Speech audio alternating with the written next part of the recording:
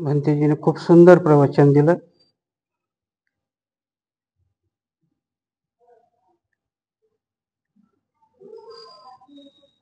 आजची ज्येष्ठ पौर्णिमा.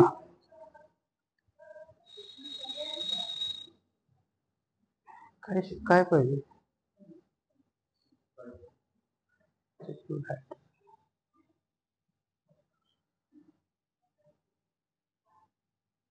अच्छा, त्याच्यात येत नाही का? लाईट नसला तर होईल ना. पहिलेच आम्ही काढेन, परत त्याच्यात येणार नाही लाईट नसल्यावर.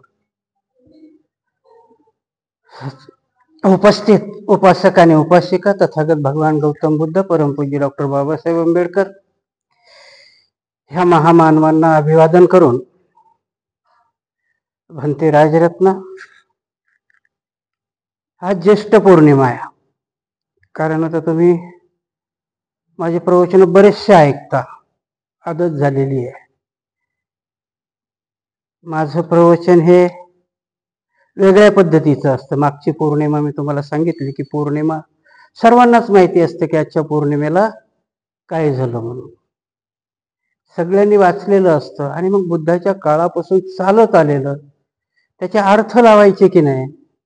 जसं भंतेजीने सांगितलं की 5व्या आठवड्यामध्ये तथागताला बोधी प्राप्त झाल्यानंतर ते अजमल वृक्षाच्या खाली बसतात. का बसतात ते? तर त्यांना त्यांचा संबोधीचं सुख घ्यायचं असतं 7 आठवडे. आपण मिलिंद प्रश्नामध्ये बघितलं की राजा मिलिंदानेच प्रश्न विचारलेला आहे त्याच्यावरती की भगवान बुद्धाला बोधित्व प्राप्त झालं म्हणजे भगवान बुद्धाला सर्व ज्ञान प्राप्त झालं, आणि तरी भगवान बुद्ध 7 आठवडे ध्यानस्थ आहेत वेगवेगळ्या पद्धतीने. भंतेजीने जसं सांगितलं की पहिला आठवडा ते डोळे मिटून आहेत, दुसऱ्या आठवड्यात ते बोधी वृक्षाला डोळ्याची पापणीही हलू न देता बघतायत, नंतर तिसऱ्या आठवड्यात चक्रमण करतायत. असं वेगवेगळ्या 7 ठिकाणी ते बसलेले आहेत. आणि आजच्या पौर्णिमेला ते जे बसतात तर त्या दिवशी तपस्वी आणि भल्लिक नावाचे 2 बंधू जे व्यापारी आहेत ते व्यापार करण्याकरता चाललेले असतात, आणि त्यांनी भगवान बुद्धाला तिथे बसलेलं बघितलेलं आहे. ते दोघही जण येतात आणि भगवान बुद्धाला त्या दिवशी मध आणि भाकरी ही अर्पण करतात. आता काय होईल आपल्याला कळताना की तपस्वी आणि भल्लिक ह्या 2 बंधूंनी भगवान बुद्धाला भाकरी आणि मधाचं दान दिलेलं आहे. आणि भगवान बुद्धाने त्यांना आपला जटेतला एक केस दिलेला आहे, आणि त्या जटेतल्या केसावरती त्यांनी ब्रह्मदेशामध्ये एक विहार बांधलेलं आहे. आजही ते विहार आहे. 120 फुटाचं विहार आजही आहे. काय आहे याचा अर्थ? आम्ही नेहमीच ऐकत आलो. आपण नेहमी ऐकत असतो की सम्राट अशोकाने 82,000 स्तूप बांधली. कशा करता बांधली आणि ते कुठल्या? आता तुम्ही जर गेलात तर आपले ज्ञानरक्षित भंतेजीने श्रीलंकेवरनं भगवान बुद्धाची अस्थी आणलेली. भगवान बुद्धाची अस्थी 2700 वर्षापासून जतन केल्या गेल्या. कारण जेव्हा भगवान बुद्धाचं महापरिनिर्वाण झालं तर त्यांच्या अस्थीचे 8 भाग केले होते, आणि ते 8 भाग वेगवेगळ्या राज्यांना किंवा वेगवेगळ्या विभागाला देण्यात आले होते. तर्क करायला सांगितलंय. मग आपल्याला सगळ्याला माहिती आहे की 8 ठिकाणी दिलं, 8 ठिकाणी स्तूप बांधलेली आहेत. मग त्या 8 ठिकाणी असणार आहेत, मग अजून अस्थी आहेत का? डोक्यात विचार येतो की नाही? बरं, अस्थी कोणाची अस्थी राहतात? अरहंत आणि सम्यक संबुद्धाच्या अस्थीच फक्त खाली जास्त काळ राहतात. तुमच्या माझ्या अस्थी जास्त काळ राहत नाही. मग तुम्ही म्हणाल की राखी गडी आणि सिंधू संस्कृतीमध्ये काही कलेटन सापडलेली आहेत, आहे की नाही? राखी गडी ही सभ्यता 7000 वर्षापूर्वीची आहे. भगवान बुद्धाच्या अस्थी 2700 वर्षापूर्वीची आहे, आणि 8 ठिकाणी त्यांच्या अस्थीवरती स्तूप बांधलेली आहेत. मग काय केलं सम्राट अशोकाने? सम्राट अशोकाने जेव्हा बौद्ध धर्म स्वीकारला, त्याला राजाश्रय दिला, तेव्हा तो प्रत्येक त्या 8 ठिकाणी गेला. कारण त्यावेळेस सम्राट अशोकाचं चौकडं राज्य आहे, जम्बूद्वीपावरती सम्राट अशोकाचं राज्य आहे. आणि त्याने जिथे जिथे ते होते त्यातल्या त्या अस्थी, मग केस असेल, दात असेल, नख असेल, यातले काही पार्ट करू करू जिथे जिथे करता येईल, आणि अरंताचे, की जे अरंत 80 अग्रसेवक अरंत होते, त्या अरंताच्या अस्थीवरती 82,000 स्तूप त्यांनी बांधले. तर हा जो भल्लिक आणि तपस्वी आहे, तर यांनी केस घेऊन ब्रह्मदेशात विहार का बांधलं असेल?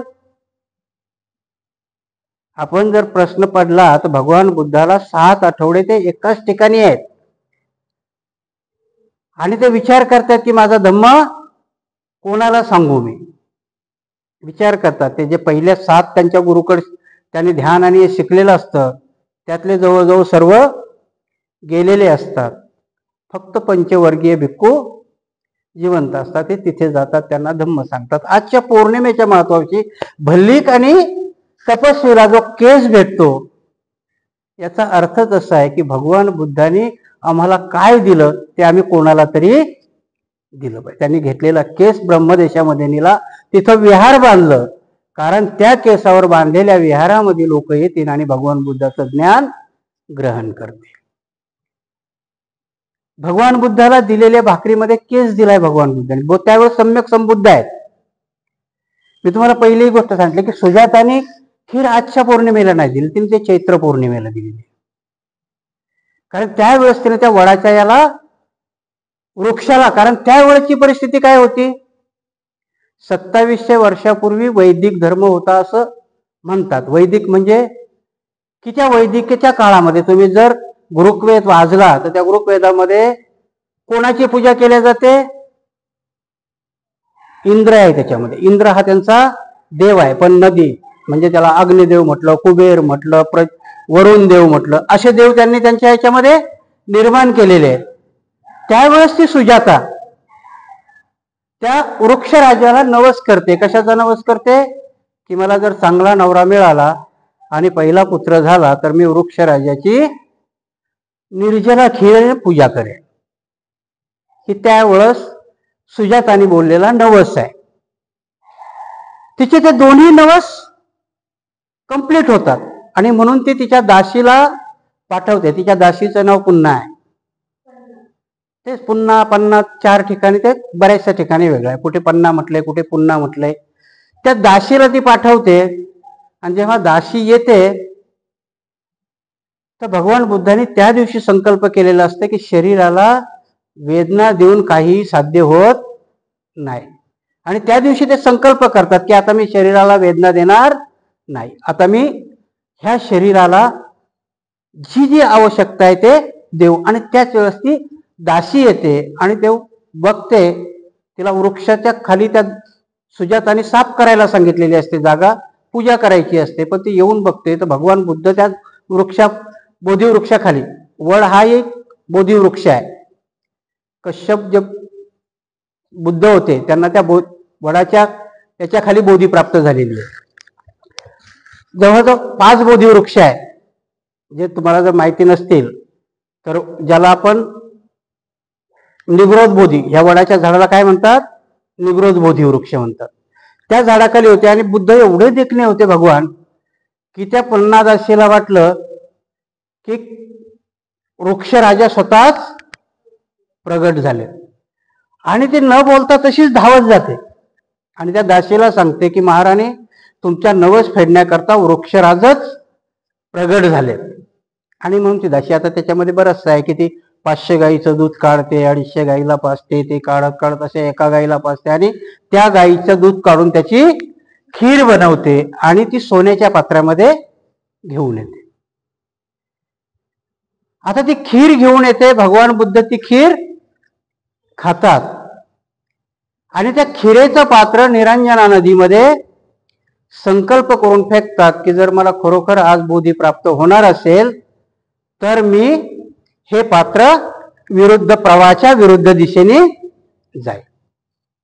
आणि ते खरोखर विरुद्ध दिशेने जातं आणि जिथे तो भुजंग असतो तिथे ते पात्र बुडतं. त्याची एक कथा आहे की त्या पात्राचा जोरात आवाज येतो. काय येतो? यांच्या अगोदरच्या 2700 बुद्धात, कारण ही प्रतिक्रिया प्रत्येक बुद्धाची झालेली आहे. जे बी 27 बुद्ध अगोदर झाले ते 28व्या बुद्ध आहेत. तर प्रत्येक बुद्धाची तीच प्रक्रिया झालेली आहे. गौतमाने फेकलेलं पात्रही खाली जातं आणि खन्न दिशे आवाज येतो आणि मग तिथे कळतं की मला ही बोधी प्राप्त होणार आहे. आणि मग त्या दिवशी ते तिथे बसतात. आता बोधी प्राप्त झाल्यानंतर भगवान बुद्धांनी जे भल्लिक आणि तपस्वी आहे, पहिले उपासक आहेत ते, पण त्यांना धम्म सांगितलाय का? नाही. धम्म पहिल्याने कोणाला सांगितलाय? 5 प्रवर्जकाला.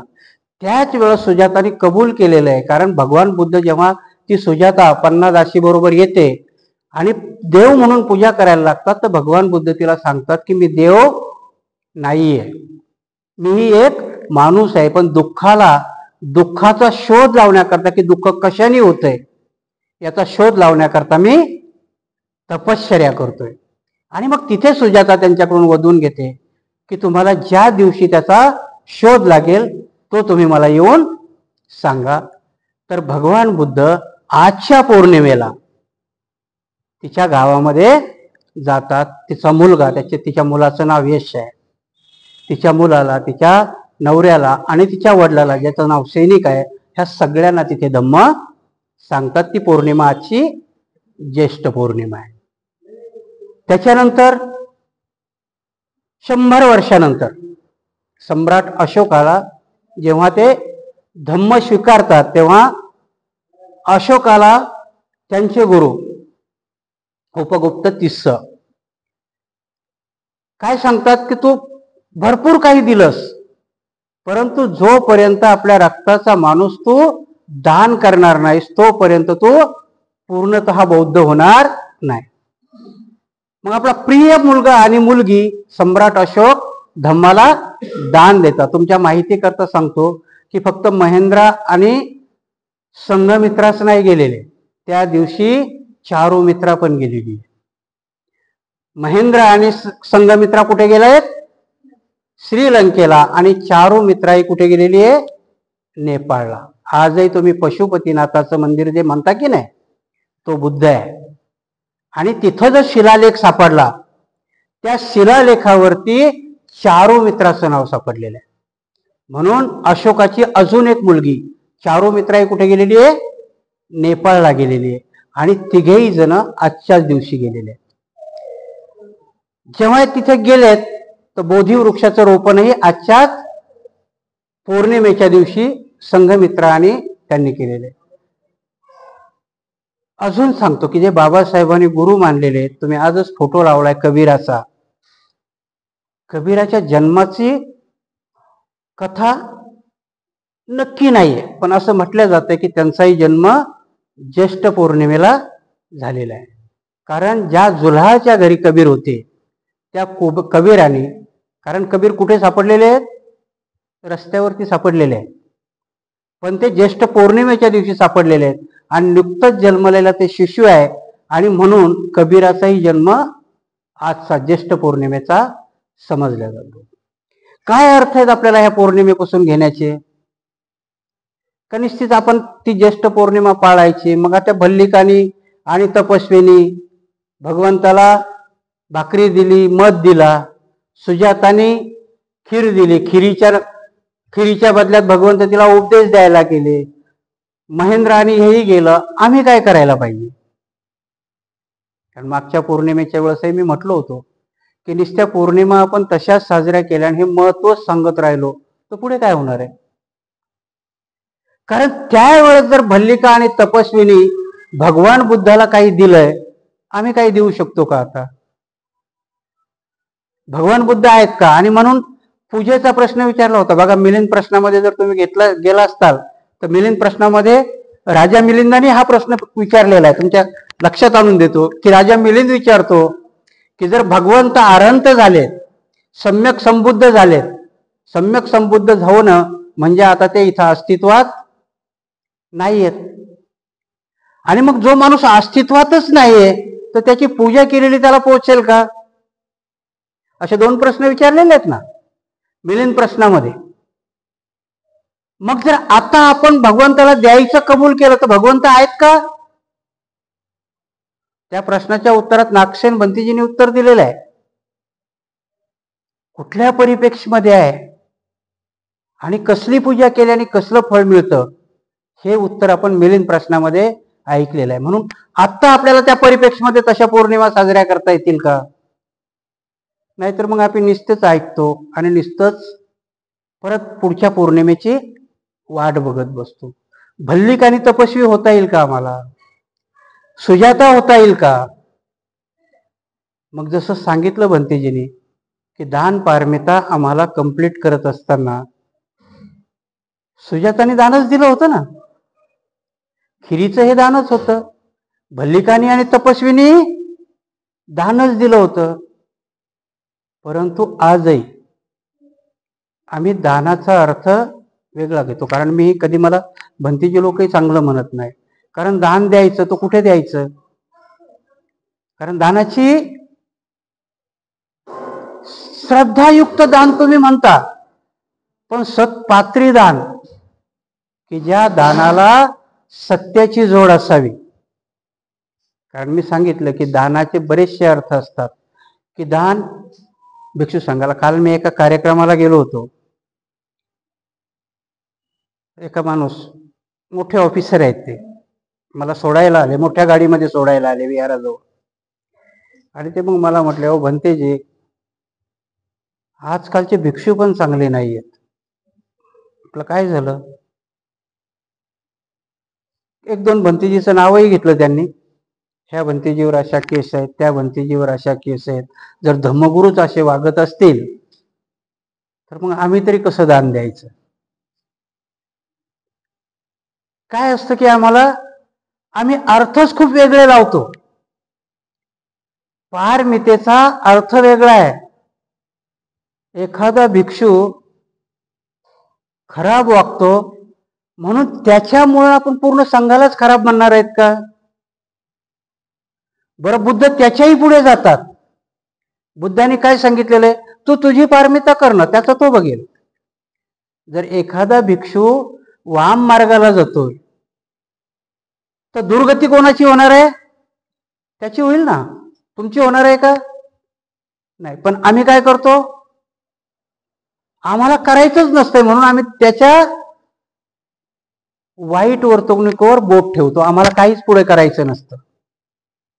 कारण भगवान बुद्ध सांगतात की तू तुझी पारमिता करत राहा, तो त्याची पारमिता करत राहील. आणि म्हणून मी मागच्या वेळेस एक उदाहरण सांगितलं होतं की कुशल कर्म आणि अकुशल कर्म कशाला म्हणायचं. आपल्याकडे पाप पुण्याची संकल्पना नाही. आपल्याकडे काय आहे? कुशल कर्म आणि अकुशल कर्माची संकल्पना आहे. मी मागच्या वेळेस एक कथा सांगितली होती, परत सांगतो की एक भिक्षू आहेत, दुपारच्या वेळेला रस्त्याने चालतात.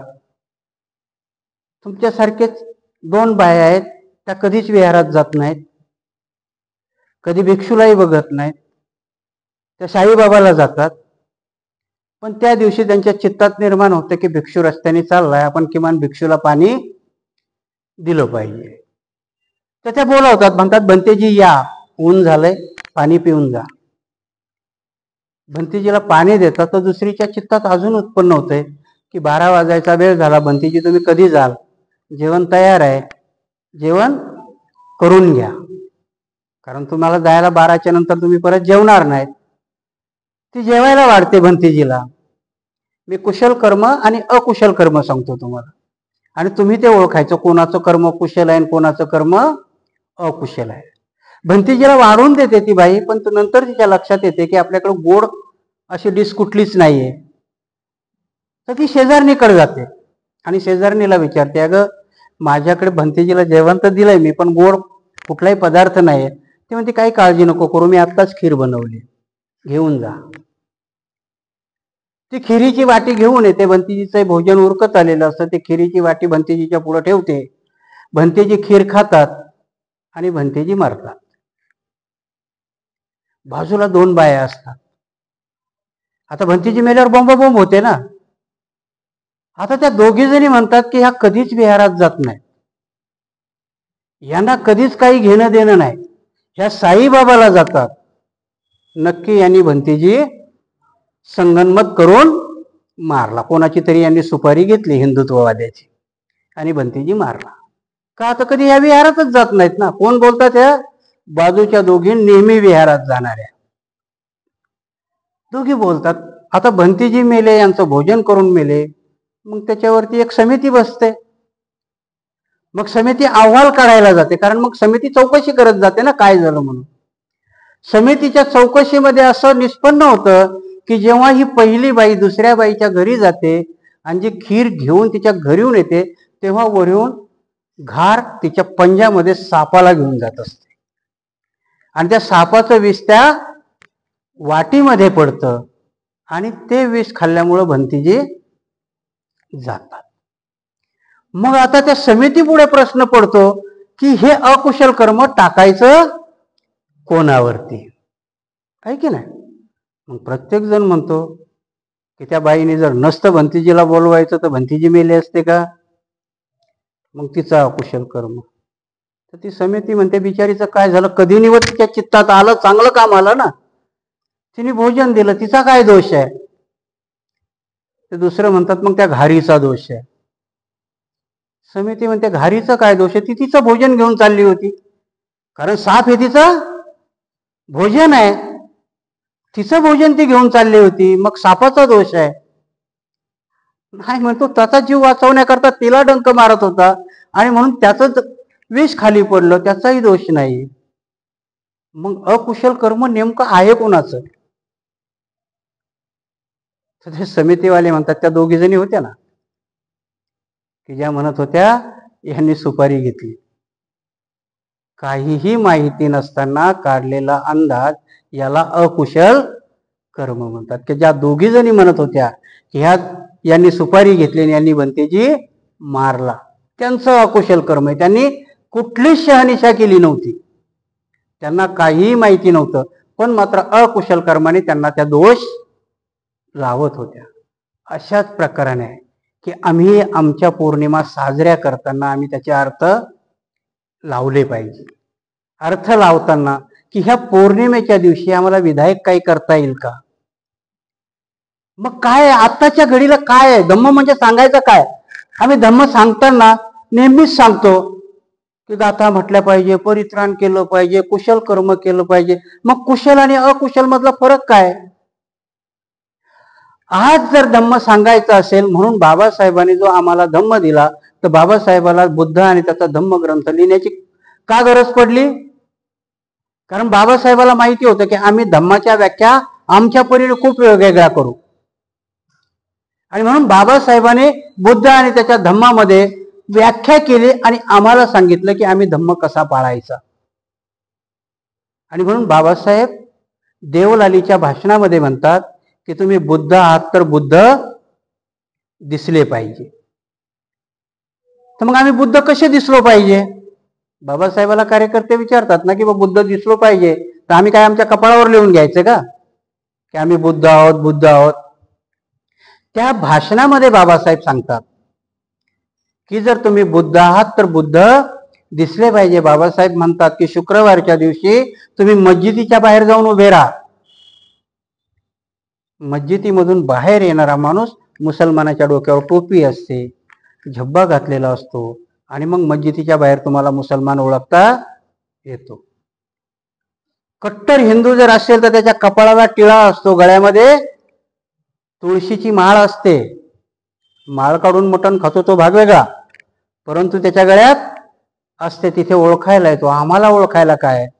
बाबासाहेब म्हणतात की तुम्ही आचरणाने ओळखता आले पाहिजे. आचरणाने कसं ओळखता येणार. बाबासाहेब म्हणतात ठीक आहे, तुम्हाला आचरणाने नाही जरी ओळखता आलं तर जर तुम्हाला बुद्ध दिसायचं असेल तर बाबासाहेब म्हणतात वर्षातून 2 वेळेस का होत नाही, तुम्ही तुमच्या घरी भिक्षूला बोलवलं पाहिजे. वर्षातून किती वेळेस सांगतात बाबासाहेब. 2 वेळेस. कारण काय होईल त्या दिवशी. आजही बघा भिक्षू तुमच्या घरी आले की आता शिकले सवरलेले लोक नाही करत, कारण ते जास्त तर्कवान असतात, परंतु जे साधारणतः मध्यमवर्गीय माणूस असतो की भिक्षू घरी आला की त्याच्या पायावर पाणी टाकतात आणि पाय पुसतात. बाबासाहेबाला विचारलं होतं असं का करत होते. असं भगवान बुद्धाच्या काळामध्ये रोड होते का? रोड नव्हते. मग भिक्षू त्यावेळेस भगवान बुद्धाच्या काळात 500 भिक्षूचा संघ असायचा ना. आणि रस्त्याने जेव्हा चारिकेला चालले तर चारिकेला जाताना पायामध्ये पायतन घालायचे नाही, हा विनय आहे, नियम आहे. चारिका करताना पायामध्ये चप्पल किंवा बूट घालायचा नाही, हे विनयात आहे. आणि मग जेव्हा कुठेही जर चारिकेला जात असतील तर त्यांच्या पायात चप्पल आणि बूट नसायचा. रस्ते साधे रस्ते असायचे म्हणून चिखलानी पाय भरायची. म्हणून ज्याच्या घरी जेवायला गेले तर त्या घरातली स्त्री पायावरती पाणी टाकायची आणि माणूस ते पाय पुसायचा. का करायचे हेही? तर कारण प्रत्येक भंतिजीच्या हातामध्ये काय असायचं? भिक्षापात्र असायचं. म्हणजे भंतिजीला हाताने घेता येत होतं का? म्हणून तो माणूस पायावर पाणी टाकायचा बुद्धाच्या काळामध्ये. बाबासाहेबाला विचारलं आता बी टाकलेलं चालेल का? बाबासाहेब म्हणतात टाकलं पाहिजे. का? कारण तुम्ही ज्या वस्तीमध्ये राहता त्या वस्तीमध्ये जर भिक्षू आला तर आजूबाजूच्या समाजाला तो जर प्रगल्भही नसेल तर त्याला वाटेल की हा समाज आपल्या गुरुची किती इज्जत करतो आणि म्हणून करायला पाहिजे. प्रणाम करायला, भंतेजीला वंदन करायला मी नेहमी सांगतो की आपण जे वंदन करतो ते भिक्षूला असतं का? इथे आपण विहारामध्ये प्रतिमेच्या पुढे 3 वेळेस वंदन करतो, ते त्या प्रतिमेला असतं का? नसतं. कारण आपल्याला त्याचे अर्थच कळले नाही. जेव्हा आपण त्रिवार वंदन करतो ते बुद्धं नमामि, धम्मं नमामि, संघं नमामि, आपण त्या 3 रत्नाला वंदन करत असतो. कुठल्याही भिक्षूला वंदन करत नाही किंवा कुठल्याही प्रतिमेला आपण वंदन करत नाही. आणि म्हणून बाबासाहेब म्हणतात की तुमच्या घरी 2 वेळेस भिक्षू आला तर आजूबाजूच्या लोकांना कळेल की तुम्ही बुद्ध आहात. बुद्ध आहात तर बुद्ध दिसले पाहिजे ना. तर भगवान बुद्धाच्या काळामध्ये जसा संघ जात होता तसं आता एवढाले संघ आहेत का? कारण संघाचे विनय त्यावेळेसही जेवढ्या निष्ठेने पाळल्या जात होते. भगवान बुद्धाचं महापरिनिर्वाण झाल्यानंतर एक म्हातारा भिक्षू खूप खुश झाला आणि एवढा खुश झाला की तो म्हणायला लागला बरं झालं हे बुद्ध गेले, नाही तर त्यांनी एवढे कडक नियम आमच्या पाठीमागे लावले होते, हे करू नका, ते करू नका, ते करू. म्हणून संगीती झाल्या. बाबासाहेब तेच सांगतात. आणि म्हणून बाबासाहेबाला कार्यकर्ते विचारतात की बाबासाहेब कुठले 2 दिवस? मग बाबासाहेब ते सांगतात की प्रत्येकाच्या घरामध्ये 2 कारणं घडलेलीच आहेत. कोणाचंही असं घर नाही की त्याच्या घरामध्ये या 2 गोष्टी घडल्या नाहीत, की त्या घरामध्ये कोणाचा ना कोणाचा जन्म झाला आणि कोणाचा ना कोणाचा मृत्यू झालेला. बाबासाहेब स्वतः आपल्या वाढदिवस करण्याच्या विरोधात होते, परंतु बाबासाहेब सांगतात की आपल्या घरामध्ये भिक्षू बोलवायचा तर कुणाचा ना कुणाचा चांगल्या माणसाचा तुमच्या घरातल्या वाढदिवस साजरा केला पाहिजे. आता आपण प्रत्येक जण करतो, पण वाढदिवस आपले कसे साजरे होतात? केक आणतो की नाही, happy birthday to you. Babasaheb सांगतात की त्या दिवशी भिक्षू बोलवा. तुमच्या घरी वाढदिवस असेल तर ऑटोमॅटिक तुम्ही सर्व लोकांना बोलवाल आणि त्या दिवशी तो भिक्षू धम्म सांगेल तर तुमच्या पदरी ते पुण्य पडेल की तुमच्या नावावर जाईल की तुम्ही एवढ्या लोकांना धम्म ऐकवला. जे तुमच्या घरातून जर तुमची कोणीतरी प्रिय व्यक्ती गेली तर त्यांचं पुण्यानुमोदन किंवा पुण्यस्मरण करण्याचा तो एक दिवस करा, म्हणजे तुम्ही त्या दिवशी बुद्ध दिसाल. आता आपण पौर्णिमा आहे, पौर्णिमा ही विहारातच साजरी केली पाहिजे, पण पौर्णिमेच्या दिवशी आपण उपोषद पालन केलं पाहिजे. आणि उपोषदा करताही बाबासाहेब त्यावेळेस त्याच प्रवचनामध्ये सांगतात, कारण उपोषद अजूनही आपल्याला बऱ्याचशा शिकल्या सवरलेल्या लोकांना माहिती नाही. बाबासाहेब त्यावेळेस विशाखेची गोष्ट सांगतात. विशाखा ही अग्रसेविका आहे आणि बाबासाहेब ती विशाखेची गोष्ट देवलालीमध्ये सांगतात समोरच्याला की 7 वर्षाची विशाखा जेव्हा जेतवनामध्ये जाते पौर्णिमेच्या दिवशी 500 स्त्रिया सफेद वस्त्र घालून त्या असतात आणि या 7 वर्षाच्या पोरीला अचंबा पडतो, कारण सफेद वस्त्रामध्ये जर 500 बाया बघितल्या तर पर्यासारख्या दिसतात की नाही. आणि मग ती विशाखा म्हणते की एवढ्या पर्यासारख्या दिसणाऱ्या पौर्णिमेच्या दिवशी सफेद वस्त्र घालून का आला, तर प्रत्येकाला विचारते ती की आज काय आहे. तर ते म्हणतात आज उपोषद आहे. ती आपल्या बाल बुद्धीने विचारते की उपोषद म्हणजे काय, उपोषदाने काय होतं. तर ती म्हाताऱ्या बाईला विचारते की उपोषदाने काय होतं. हे बाबासाहेबांनी देवळालीला केलेलं भाषण आहे. विशाखा म्हातारीला विचारते की उपोषद केल्याने काय होतं. तर म्हातारी म्हणते म्हातारपणामध्ये मुलं सांभाळतात, मुलांनी मला चांगलं सांभाळावं म्हणून मी उपोषद करते. पहिल्या वेळेस बघा स्त्रीच्या बाबतीत काय केलेलं आहे. स्त्रीला हिंदू धर्मात काय म्हटलंय की तिने बालपणात कोणाच्या आज्ञेत राहावं, वडिलाच्या. जवानीत कोणाच्या आज्ञेत राहावं, नवऱ्याच्या. आणि म्हातारपणात म्हणजे तिने कसं असावं, गुलामच असावं. त्यावेळेसची डिमांड काय आहे. म्हातारी काय म्हणते की मला माझ्या मुलाने चांगलं सांभाळावं म्हणून मी उपोषद करते. तर ती जवानबाईला विचारते तर ती म्हणते मला माझ्या नवऱ्याने चांगलं सांभाळावं म्हणून मी उपोषद करते. ती कुमारिकेला विचारते तर ती म्हणते मला नवरा चांगला मिळावा म्हणून मी उपोषद करते. त्या 7 वर्षाच्या पोरीला हे काही खरं वाटत नाही. ती भगवंताकडे जाते आणि भगवंताला विचारते की भगवंत बाहेर 500 बाया जमल्यात आणि त्या म्हणतात आज उपोषद आहे. आणि त्या म्हणतात मी आम्ही असा संकल्प केलाय तो फलद्रूप होतो. भगवंत हे खरं आहे का. तर भगवंत बोलतात हो, उपोषद केलं तर तुम्ही केलेला संकल्प पूर्ण होतो. परंतु विशाखे उपोषदाचे 3 प्रकार आहेत. आणि भगवंत मग तिला सांगतात की उपोषदाचे 3 प्रकार आहेत. पहिलं उपोषद आहे गोपाल उपोषद. कुठलं उपोषद आहे, गोपाल. गोपाल म्हणजे कोण असतो, गाई म्हशी चारणारा ना. तर तो गाई म्हशी चारणारा काय बघतो नेमकं की माझ्या गाईला चरायला कुरण कुठं आहे, त्याच्या बाजूला प्यायला पाणी आहे का, आणि मला झोपायला सावली आहे का, म्हणजे मी झाडाखाली झोपतो गाई म्हशी चरतील.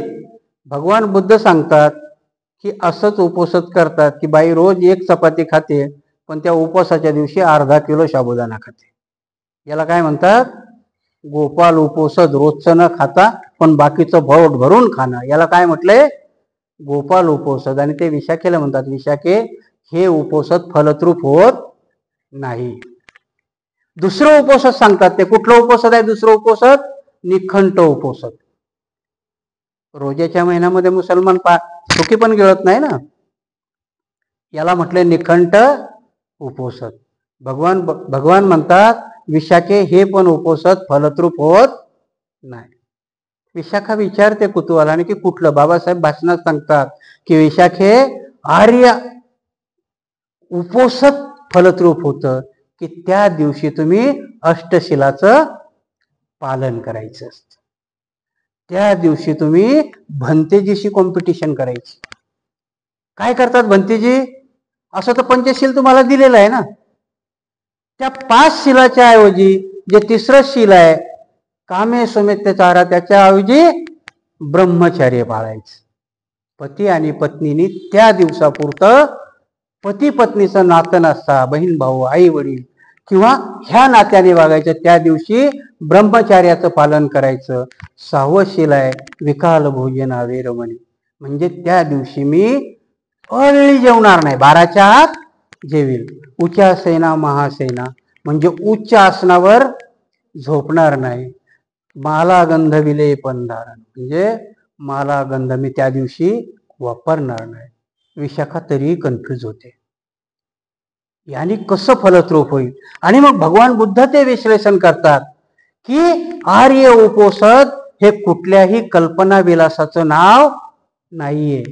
आर्य उपोषद हे वस्तुस्थितीला धरून आहे. म्हणून तू विकाल भोजन केलं तर उरलेल्या काळामध्ये तू जेव्हा ध्यान करशील तेव्हा ध्यानामध्ये तुला कळेल की तू अधिष्ठान कशाचं करायचं. म्हणून कधी 10वीच्या पोराने जर अधिष्ठान केलं तर तो त्यांच्या देवाला बोलतो की तुला मला पास होऊ दे, मी तुला अमुक अमुक देईल. पण आर्य उपोषद केलं तर त्याच्या ध्यानामध्ये काय येईल की अभ्यास केल्याशिवाय पास होता येत नाही.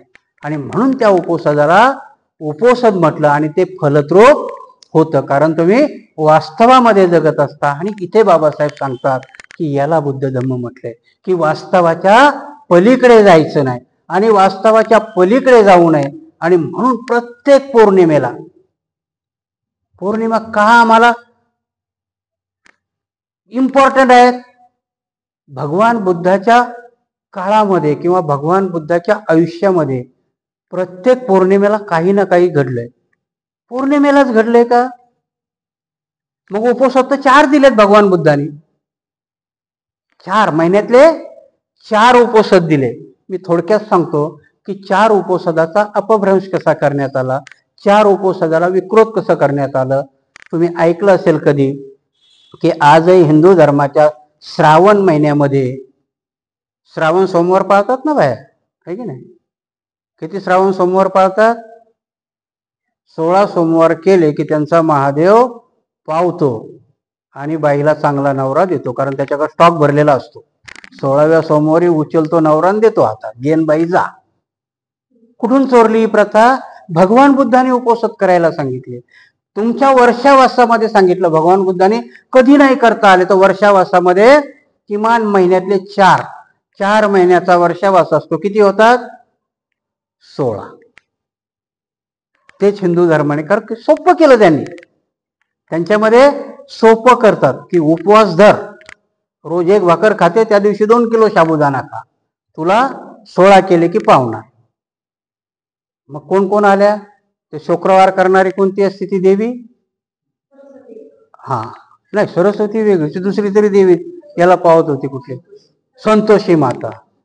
कारण त्यांच्यामध्ये नेहमी कुठल्या ना कुठल्या देवी प्रसन्न होतात. 16 शुक्रवार केले की ती देवी प्रसन्न होती. आणि ती देवी कधी आली? 1984ला तो संतोषी माता पिक्चर निघाला आणि त्या दिवसापासून देवी प्रधान झाली. म्हणून विनोद आणि माझे वडील म्हणत असतात की गणपतीचा बाप कोण आहे? तुमच्या माहिती करता शंकर असेल, पण माझे वडील म्हणायचे लोकमान्य टिळक. गणपतीचा बाप कोण आहे? लोकमान्य टिळक. तोपर्यंत गणपती कोणाला माहिती नव्हता.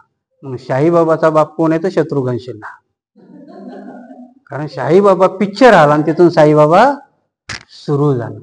म्हणून ह्या पौर्णिमेच्या दिवशी आम्ही वास्तवात जगलं पाहिजे. वास्तवातला धम्म आम्ही पालन केला पाहिजे. मागच्या पौर्णिमेला तुमच्या लक्षात नाही राहिलं, पण मी अपेक्षा व्यक्त केली होती की पुढच्या पौर्णिमेला येताना प्रत्येकाचा मुलगा किंवा मुलगी तुमच्या सोबत येईल. माझं प्रवचन काढून बघा, त्याच्यामध्ये मी म्हटलेलं आहे. कारण आम्ही आमची जबाबदारी आजही करायला तयार नाही. पिढी दर पिढी जेव्हा भगवान बुद्धांनी धम्म दिला तेव्हा कुठलं लिखाण होतं का? 3ऱ्या संगतीमध्ये ग्रंथ निर्माण झाले. पहिली आणि दुसरी संगती ही पाठांतर करूनच आलेली आहे. म्हणून आम्ही धम्म, बाबासाहेब तेच सांगतात. बाबासाहेब एवढं तर्कवादी होते, पण बाबासाहेब धार्मिक होते. बाबासाहेबांनी लढाया जिंकल्या ना. बाबासाहेबांनी तुमच्या सवलती बिवलती घटनेत घातल्या. धर्माची काही गरज होती का तुम्हाला? सवलती घटनेने दिल्या तुम्हाला. तुमच्या अस्पृश्यता घालवली, कायदे बनवले, पण तरी बाबासाहेबांनी धर्म दिला. कारण धर्म हा स्वाभिमान जगण्याकरता असतो. या विहारामध्ये बरेचसे कारण माझ्या बऱ्याचशा गोष्टी रिपीट होत असतील, पण सांगितल्या पाहिजे. कारण मी नेहमी सांगत असतो की तुम्ही जे कपड्यात आलात, चांगल्या नोकरीला लागलात, हे तुमच्या शिक्षणामुळे नाही किंवा तुमच्या हुशारीमुळे नाही. कशामुळे आलं तुम्हाला हे? कारण सवलती मागायलाही आहेत ना, सांभारायलाही आहेत. पण तुमच्या एवढा तो पुढारलाय का?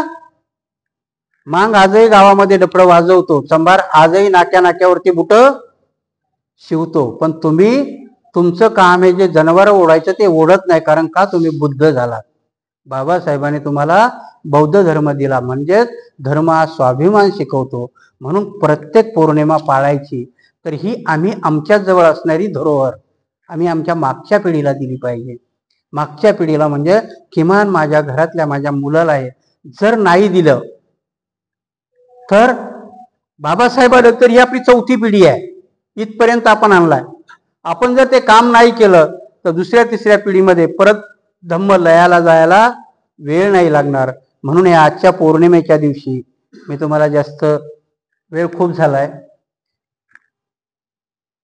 माझ्या या धम्मदेशनेचा परिणाम होईल. आपणही वास्तवात राहून या पौर्णिमा साजऱ्या करू. पुढच्या पौर्णिमेला आपला उपक्रम स्तुत्य आहे, जातो महाराष्ट्रभर प्रवचन जातं, पण इथं साकेत नगरमध्ये तरी मला एखादी तरी पौर्णिमा अशी दाखवा की साकेत बुद्धविहार पूर्ण गच्च भरलंय. त्याच्यामध्ये 40 वर्षाच्या आतले बरेच जण असतील. आपण म्हातारे स्टेजवरती बसतील आणि येणाऱ्या कुठल्या तरी पौर्णिमेला ते दृश्य मला बघायला मिळेल आणि तुम्ही दाखवाल अशी अपेक्षा व्यक्त करून मी माझी धम्मदेशना इथेच संपवतो.